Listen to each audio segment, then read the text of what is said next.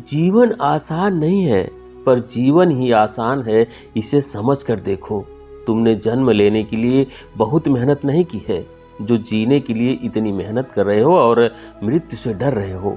जीवन एक अवसर है, इसका उपयोग जीने के लिए करो, कंफ्यूज होने के लिए नहीं। जिंदगी भर चिंता में मरोगे तो जियोगे कब? अब तो ध्यान भी एक चिंता बनकर रह गया है और यह बहुत गलत है। किसी ने पूछा है कि हम अपनी बेहोशी को कैसे दूर करें, जागृत कैसे रहें। एक स्थान पर बैठकर जबरदस्ती आंखें बंद करके मुझे खुद को नहीं जानना, मुझे आत्मज्ञानी नहीं होना, बस होश में जीना है, वर्तमान में जीना है। इस दुनिया में 3 तरह के लोग होते हैं। एक जो सन्यासी हो गए, जिन्होंने संसार त्याग दिया। दूसरे जो संसारी हैं, जिन्हें सन्यास से कोई मतलब नहीं है, और इन दोनों के बीच एक व्यक्ति खड़ा होता है। यह कुछ ही लोग होते हैं जो न तो संसारी होते हैं और न ही सन्यासी होते हैं, क्योंकि इन्हें लगता है कि संसार में कुछ गड़बड़ है। वह इन्हें साफ साफ नजर तो नहीं आता, पर इन्हें एहसास होता है, क्योंकि सन्यासी जीवन इनकी समझ से परे है। एक और जहां एक सन्यासी के जीवन में बहुत सारी चुनौतियां होती हैं और उसका एक ही लक्ष्य होता है, और वह खास तौर से उस लक्ष्य की ओर ही बढ़ता है। वहीं सांसारिक जीवन में अनगिनत चुनौतियां होती हैं, और ज्यादातर चुनौतियां बेवजह की होती हैं और जिनके लिए हम लड़ मरने को तैयार हो जाते हैं। संसार के भोग विलास में लिप्त यह लोग आंख पर पट्टी बांध कर जीते हैं, पर वह है तीसरा व्यक्ति जो न संसारी है और न ही सन्यासी है। उसका जीवन इन दोनों से भी जटिल हो जाता है, क्योंकि वह संसार छोड़ नहीं पाता, क्योंकि उसकी जिम्मेदारियां बहुत ज्यादा होती हैं। और सन्यासी जीवन को पकड़ नहीं पाता, क्योंकि संसार का त्याग आसान नहीं है। फिर भी वह कोशिश में लगा रहता है कि कुछ जान लें, कुछ समझ लें, यही इस संसार में रहते हुए जागृत रहें। लेकिन क्या इस व्यक्ति के लिए जागृत होना आसान है? महात्मा बुद्ध ने अपने शिष्यों के लिए बहुत सख्त नियम बनाए थे, क्योंकि वह जानते थे कि यह संसार अपनी ओर खींचता है। जो भी संसार की ओर खींचा, वह एक ऐसी दुनिया में प्रवेश करता है जो स्वार्थ और लालच पर टिकी है। धन का लालच, प्रेम का लालच, अधिकारों का लालच, मान सम्मान का लालच, और इन सबसे बड़ा विपरीत शरीर का लालच, यानी सेक्स का लालच। यह सभी चीजें हमें सपने दिखाती हैं, भविष्य की कल्पना करती हैं कि जैसा होगा वैसा होगा, बस यह कर लो तो सारे सपने पूरे हो जाएंगे। आपने देखा, जब आप रात में सपने देखते हैं, सपने में आप पूरी दुनिया, पूरी जिंदगी को जीते हैं, और जब तक आपका सपना चल रहा होता है, आप हमेशा बीच में ही होते हैं, यानी संतुष्टि नहीं होती। और जैसे ही आपकी आंखें खुलती है और अगर आपका सपना याद है, तो आप हमेशा सोचते हैं कि आगे क्या होना था। इसी प्रकार संसार के जो सपने हैं, वह कभी खत्म नहीं होते, हमेशा बीच में ही रहते हैं। यह कभी पूरे नहीं होने वाले। पूरे होने का भ्रम अवश्य बना रहता है, इसी को माया भी कहते हैं। और जैसे ही सोते समय हमारे सपने टूट जाते हैं और हमारी आंखें खुल जाती हैं, संसार में भी हमेशा सपने टूटते हैं, क्योंकि यह सपने खुली आंखों से देखे जाते हैं। तो आंखें बंद होने पर सपने टूटते हैं, यानी मृत्यु हो जाती है।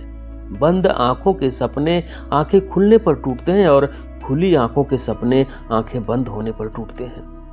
इसी कारण एक सन्यासी कठोर नियमों में बंधता है। वह साधना करता है, ध्यान करता है, वह अपने भीतर के संसार को बाहर निकालता है, क्योंकि कोई संसार बाहर की ओर नहीं है। संसार हमारे भीतर बसता है, और एक बार जब वह संसार से खाली हो जाता है, तब भी वह साधना और ध्यान जारी रखता है, क्योंकि संसार खींचता है और जागृत और समझ ही इसे बचा सकती है। एक बार महात्मा बुद्ध का एक शिष्य एक युवती के प्रेम में पड़ गया। उसे चारों ओर वह युवती ही दिखाई देती थी।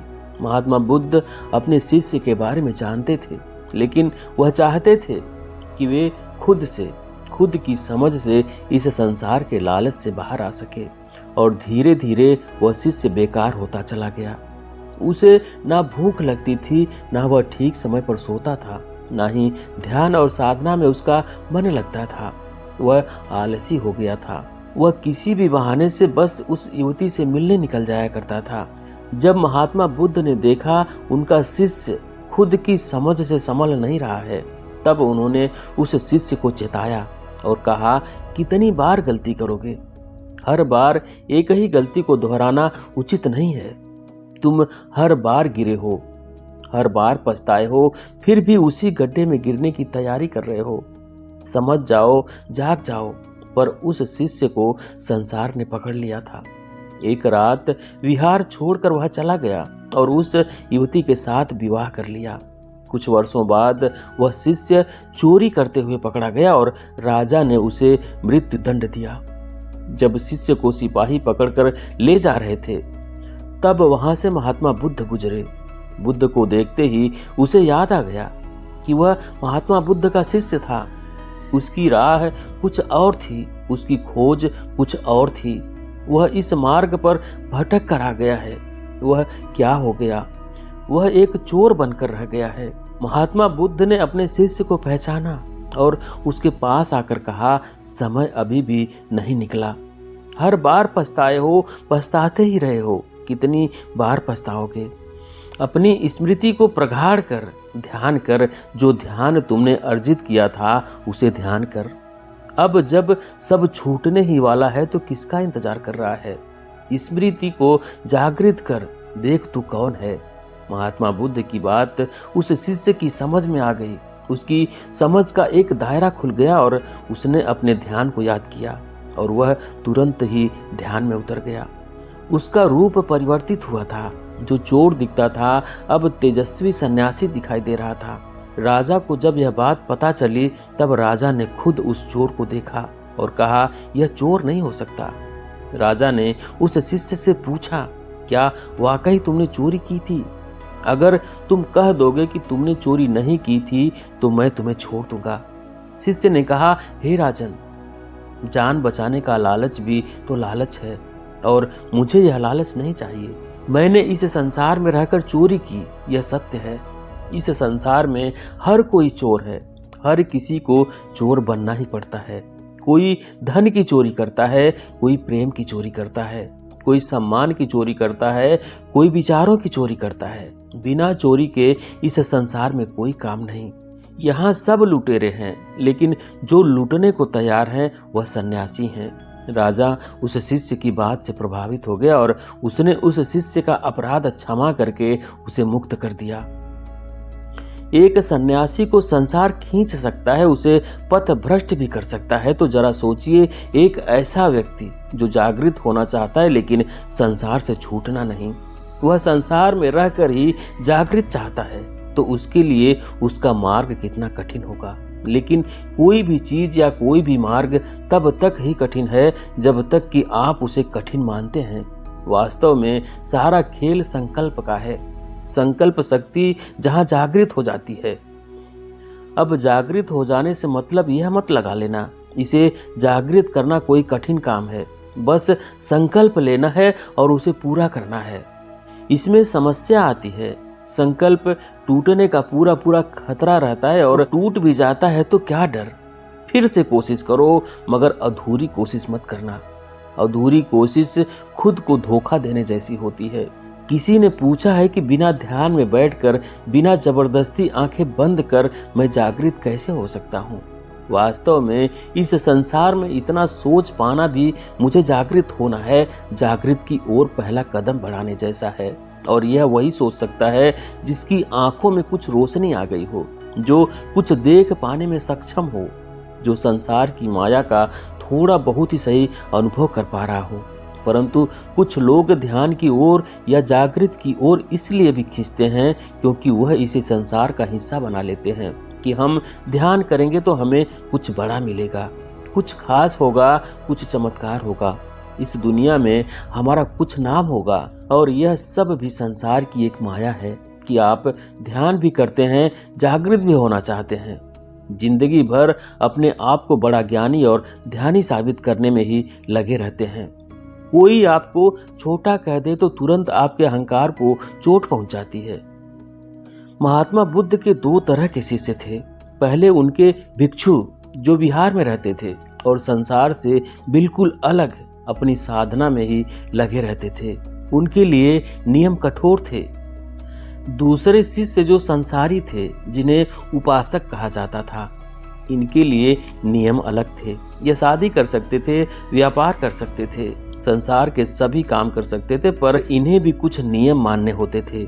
जैसे चोरी नहीं करना, झूठ नहीं बोलना, नशा नहीं करना, अत्यधिक धन इकट्ठा नहीं करना, लोगों की मदद करना, लालच नहीं करना, सही दृष्टि उत्पन्न करना, भिक्षु के पास जाकर ध्यान की शिक्षा दीक्षा लेना।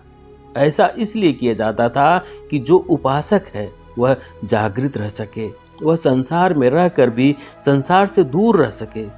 इससे पहले कि हम जागृति के मार्ग पर आगे निकले, ध्यान, होश या जागृत का मतलब समझ लेना जरूरी है।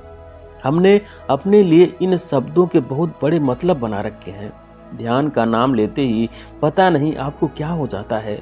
आपके दिमाग में बहुत सारी चीजें चलने लगती है, कुंडली चक्र वगैरह बहुत कुछ, जबकि ध्यान का मतलब उसके शब्द में ही छुपा है। ध्यान का मतलब है ध्यान। जरूरी नहीं है कि आप आंखें बंद कर बैठकर अपनी सांसों पर ही ध्यान दें। आप खाते हुए अपने खाने पर ध्यान दे सकते हैं। आप किसी पेड़ पर ध्यान दे सकते हैं जो हवा से हिल रहा हो। आप किसी संगीत पर ध्यान दे सकते हैं। ध्यान का मतलब सिर्फ इतना ही है कि हम अपने आप को एकत्रित कैसे कर सकें, क्योंकि हम बिखरे हुए रहते हैं हर पल में। पल पल में हम कहीं से कहीं पहुंच जाते हैं। किसी एक जगह पर ठहराव होता ही नहीं है। तो ध्यान हमें केवल एक ठहराव देता है कि हम उस पल में जी सकें जिस पल में हम जी रहे हैं। जब आप अपने कमरे में होते हैं और ऊपर छत का पंखा चल रहा होता है तो वह कुछ आवाज करता है। कितनी बार आपने उसकी आवाज सुनी है? पूरी रात में एक बार भी आपका ध्यान उस पंखे या उस पंखे की आवाज पर नहीं जाता, क्योंकि तुम बिखरे हुए हो। पता नहीं कहाँ कहाँ खोए रहते हो, कौन कौन सी बातें सोचते हो, तो तुम्हारा ध्यान किसी एक चीज पर कैसे जा सकता है। तो जब आप इतने बिखरे हुए हैं, लाखों हिस्सों में बटे हुए हैं, तब आप हमेशा उस पल को खो देते हैं जिस पल में हम जी रहे होते हैं। और ध्यान देने से, ध्यान करने से आप एकत्रित होते हैं।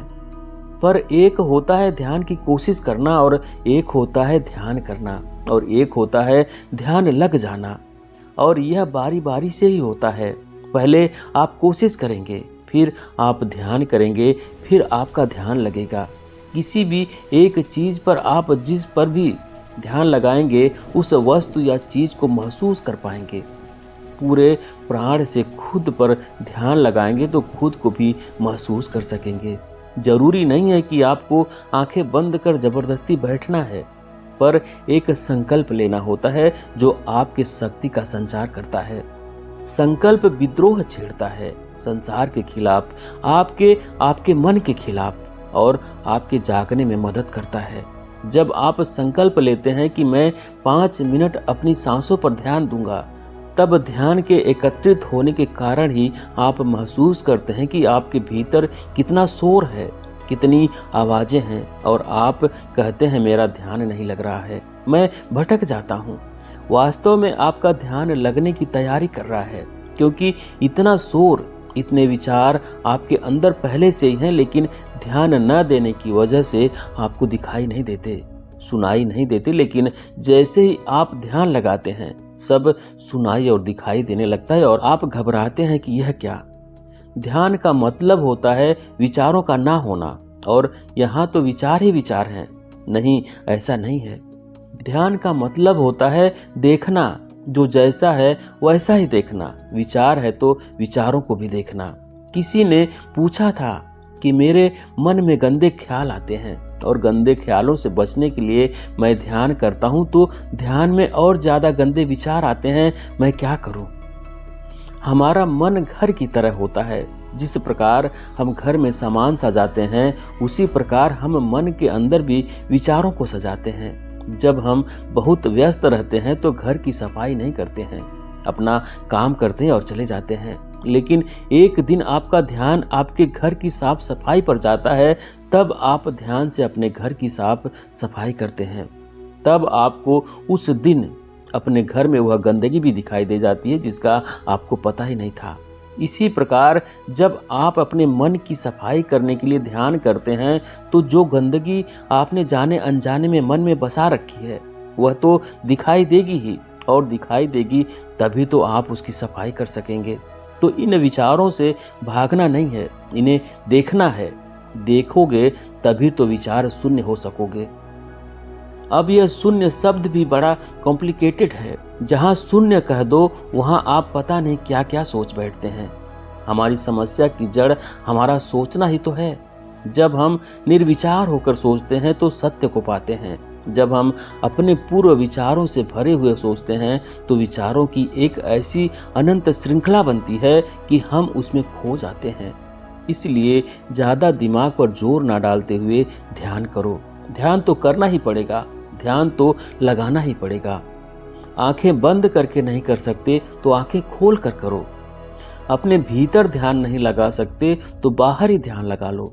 सांसों पर नहीं लगा सकते तो किसी चिड़िया की आवाज़ पर लगा लो, किसी संगीत पर लगा लो। कैसे भी करके अपने आप को एकत्रित करो। जैसे ही आप एकत्रित होते हैं वर्तमान में आना नहीं पड़ता, वर्तमान में हो जाते हैं। और जिस आनंद की बात बड़े बड़े योगी और सन्यासी करते हैं वह आनंद वर्तमान में आने का ही है। किसी भी चीज को ज्यादा चढ़ाओ बढ़ाओ मत, हल्का फुल्का रहने दो, आसान समझो। जीवन आसान नहीं है पर जीवन ही आसान है, इसे समझ कर देखो। तुमने जन्म लेने के लिए बहुत मेहनत नहीं की है जो जीने के लिए इतनी मेहनत कर रहे हो और मृत्यु से डर रहे हो। जीवन एक अवसर है, इसका उपयोग जीने के लिए करो, कंफ्यूज होने के लिए नहीं। जिंदगी भर चिंता में मरोगे तो जियोगे कब? अब तो ध्यान भी एक चिंता बनकर रह गया और यह बहुत गलत है। दोस्तों, ये थी आज की कहानी। आपको कैसी लगी कमेंट करके ज़रूर बताएं। वीडियो को लाइक करें, शेयर करें और चैनल पर अभी तक नए हैं, चैनल को सब्सक्राइब नहीं किए तो प्लीज़ चैनल को सब्सक्राइब करें, बेल आइकन भी प्रेस कर लें ताकि आने वाली सभी वीडियो का नोटिफिकेशन सबसे पहले आपको मिले। वीडियो देखने के लिए बहुत बहुत धन्यवाद।